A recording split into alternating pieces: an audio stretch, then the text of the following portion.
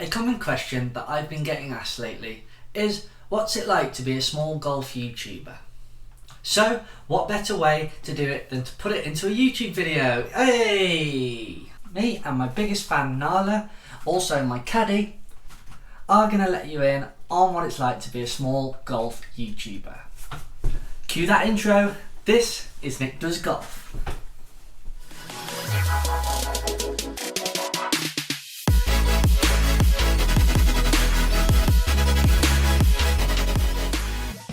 So you want to know what it's like to be a small golf YouTuber. Now, this is just my opinion. I'm just going to put this out there right now.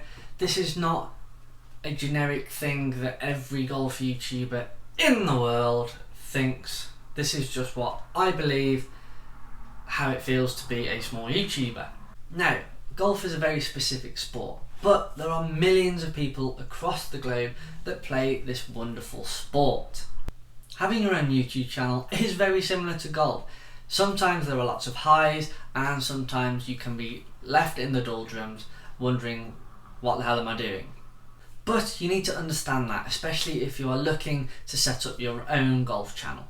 Just like when you are starting anything that's brand new, totally from scratch, it can feel alien. So you have to learn all the time to begin with about different parts of, whether it's the golf, whether it's the YouTube channel, whether it's the lighting, the filming, whatever, you name it. It's all a learning curve, and it's quite steep to begin with. So within the first few weeks, you are going to come across some barriers. Now, this isn't a problem. This is always going to happen. But your first initial barrier is going to be to set up your golf YouTube channel. Having the confidence to do this is a big thing, because you're so worried about what people think. Do I look stupid? Is the content going to be relevant? Am I even going to have an audience to actually show this? These are all big factors that pop up in your head as soon as you initially start. This was me 1 to 2 years ago. I didn't have the confidence at all to set up my own YouTube channel. But in hindsight, I really wish I did. If you've had a chance to see any of my other videos or my YouTube channel art, which is on the home screen of my actual channel, you'll see that my aim is to share as many of the experiences that I've had that have helped me to improve my game, and I want this to go to as many people as I can across the world. If I can get to improve anybody's game by 1%, then that is very rewarding for me. Now, going back to the point of me actually starting my YouTube channel in the first place, it has been one of the most self-fulfilling, most rewarding things I have ever done. I can honestly say that. And I hope to continue this on my journey as I start to grow a little bit more and interact with lots more different people. So if you're one of these people that is unsure about creating any content, whether it's on a YouTube channel, whether it's Instagram Lives, whether it's Facebook groups, or it's on Twitter, you need to go and do this, because I promise you, you will feel the self-reward, and you'll be so much more positive about your own life, as well as providing a good service and some sort of benefit to other people. This leads me very nicely onto the first point that I wanted to make about what it's like to be a small golfing YouTuber, and that it is great fun. It is awesome to focus on something that you are so passionate about. I am so passionate about golf, whether it's actually playing, practicing, helping other people, beginners, helping those start out, or it's people that are on the same level that are looking to get some more experience from other people such as myself. I enjoy doing this, so if it is something that you enjoy, then I definitely recommend that you do this. There are thousands of topics that you can pull away from this main subject that you are focusing on.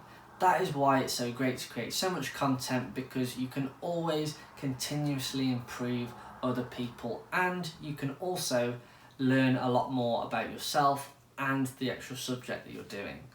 And what better format to put it in than in a video to promote out into the world? This leads me nicely onto point number 2, which is, when you are very small, it is great to see what the whole of the golfing community around the world is like, because there is so much support out there. I've been overwhelmed with lots of different people from all parts of the globe that have been so supportive of me, and it has been great for me to see. Obviously, when you are first starting out, it is nice to get some feedback, to know if you are pushing the content in the right direction that people can learn off and can get a benefit out of, which is the whole point of you setting up your YouTube channel, I would have thought.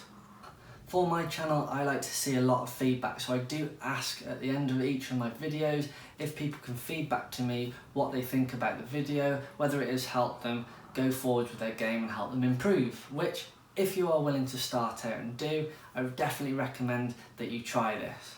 It's been great to see, which has also provided me with a great positive vibe to take forward into my future videos. Along with this, it is really great to see so many other small YouTubers doing similar things. It's great to interact with them as well, because you can sort of pass on ideas between each other. There are also opportunities to potentially collaborate, to do something together, so you can expand and almost grow your audience via that route.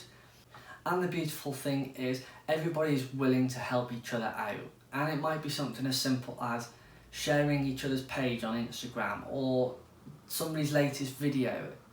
It's so great for people to see, because they're helping you out and then you're going to be willing to help them out, and it's great because you're getting other people that may not necessarily have subscribed to your channel also seeing what you have to offer, and it's great because it does work both ways, which is vitally important, especially when you're just starting out. Of course, check out some of these guys' channels. They are brilliant. The content that they have available is really good, and they are also willing to help you out as much as possible. I shall pop some of the links in the description below. The rest of them are on the channel section of my YouTube page. You can see all the ones that I'm subscribed to and the ones that I love to support. I love helping as many people as I can across the board, no matter who they are, where they are in the world, how big they are, it does not matter. I just love supporting and helping as many people as possible. And not only just small golf YouTubers, but you've got golfing brands as well that are just starting out. They are willing to help you out in return for something, which is great because you're going to advertise their products. For example, they might send you your sample over and you might be willing to advertise that product in a video that you are going to do for them, which is great because you are helping each other out, and that's how it works in order for you to network and move on to the next level. So these are all positive things which are great to have, especially when you are doing video after video and you're trying to help people out in every way that you can, because you're trying to network and you're trying to be as helpful as possible in order to gain some sort of traction. But as you can imagine, it's not all plain sailing, and there is going to be some negatives when you are just starting out with your YouTube channel. Setting up a golf YouTube channel isn't as simple as, say, for example, a gaming channel, because with golf, the majority of the things you're going to be doing is going to be outside. So you obviously have to make sure you get outside, you've got enough space to do that, and so you're not interfering with other people that are out on the golf course. So you do need to make sure that you are organised, because it is very time consuming, and you need to make sure that you have everything that you need in order to get as much content that's going to provide a lot of quality, a lot of value for the people that are going to be watching you. Coupling up with that, you do tend to spend a little bit more time when you're out there doing your first few videos actually filming the content, because you want it to be perfect. Now, this is something you need to take on board. It's not going to be perfect every time, and that's why you do editing, to make sure that it's exactly how you want it to before you send it out. But of course, editing again does take time, and you need to provide yourself with enough space and time to allow yourself to be able to get this right and get it done so it's exactly how you want it. This again leads me nicely onto my final point, which is it can be hard to be consistent with your videos. So it might be in terms of your quality, it might be in terms of how often that you post these videos. These are all factors that you need to consider, especially if you do have a job alongside it, whether you're full-time, part-time. You need to make sure that you find time to be able to actually film it, edit it, and then post it, because you've got other things to do, such as thumbnails, descriptions, and titles. They're just a few of the things that you need to do in order to make sure that you get everything that you want to out of those videos. So being consistent and knowing exactly what your audience wants is very important, but it can be very hard to do, especially when you're just starting out and you're learning everything about how the YouTube system works along with the other social media platforms. Now, if you're looking to start out and give this a shot, there are 3 tips that I would definitely recommend that you do when you first start out with those first few videos. So here goes. Tip number 1 is find something that you are passionate about and focus on that. Try and get an audience as best you can that are going to be interested in your content. Tip number 2 is interact with as many people within the golfing community as you can. I have found this very useful and it helps give you a positive vibe to produce more. And finally, tip number 3 is to make sure that you are consistent and organised with when you are going to be doing your videos to help you get the best value to the people that are going to be watching on your platforms. Guys, I really hope this has helped you, especially if you are looking to firstly start out as a YouTuber, but secondly make sure that you find some sort of self-fulfillment for you in the future. I hope you have found that insightful and very helpful for you going forwards if you are looking to start out a new channel and also become a small YouTuber as you go on and grow from there. If you have, please make sure that you hit the big red subscribe button down below to keep up to date with when I am going to be posting all my next videos. Make sure you hit the bell as well for those notifications so that you get notified. Also, make sure that you hit that like button and drop a comment down below. Let me know if you have found that helpful and it's going to help you to start up your own channel, or it's helped give you some positive energy if you are already a small YouTuber, just like myself. Also, make sure that you follow @NickDoesGolf on all my social media platforms on Instagram, Twitter and TikTok so that you can keep up to date with what I'm doing weekly.